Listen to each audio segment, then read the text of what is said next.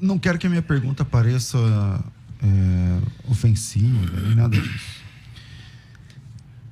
Se tá tudo determinado, qual é a diferença que faz em ter igreja e pregar o evangelho no fim?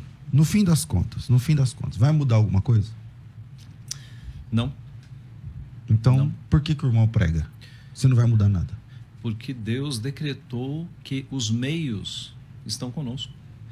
Deus tem todos que vão ser salvos. Sim, mas os meios que não influenciam estão conosco. Não, influenciam. Deus de uma forma então, faz com que... Então influencia no quê? Porque assim, se o jogo já é marcado, se no fim não vai, como o senhor disse agora, não vai mudar nada no fim. Uhum. Eu estou falando soteriologicamente, então não vai mudar nada.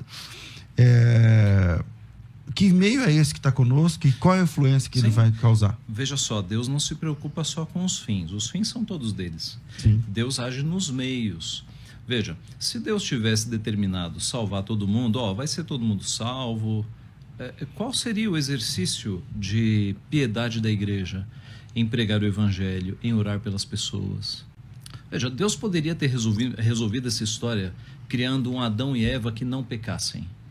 Eu vou criar aqui uma humanidade, vai todo mundo se salvar, não vai ter queda, não vai ter redenção e vai ser todo mundo feliz para sempre. Seríamos de fato felizes para sempre, mas nós não conheceríamos o amor de Deus, porque o amor de Deus é contrastado quando ele ama pecadores. Amar quem o ama é fácil. Nós não conheceríamos a natureza ou as naturezas maravilhosas de Cristo, nós não conheceríamos o ministério de Cristo. Nós não saberíamos o que é morrer para salvar pecadores.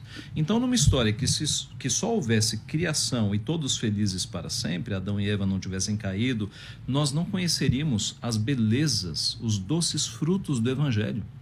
Nós não conheceríamos a Deus. Nós saberíamos, num mundo sem pecado, que Deus é soberano, talvez que Deus é bondoso, mas de uma forma limitada.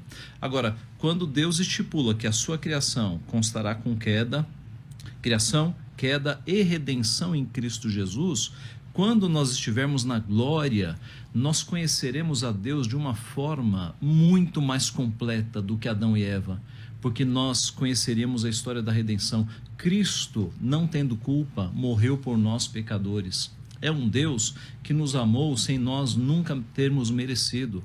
Então observe, Deus poderia resolver esse problema rapidamente, salvando com todo mundo, mas esse seria o fim. Mas ele trabalha para que nos meios o seu povo o conheça, o seu povo seja exercitado na fé, na pregação do Evangelho, porque quando nós oramos e nós pregamos o Evangelho, Deus não está crescendo.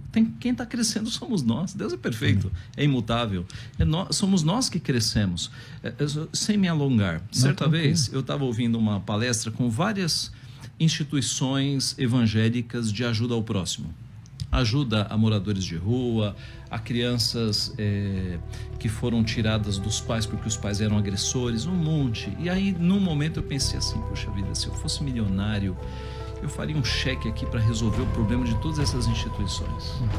Mas uma voz na minha consciência, não sou pentecostal, tá? Foi uma voz na minha consciência.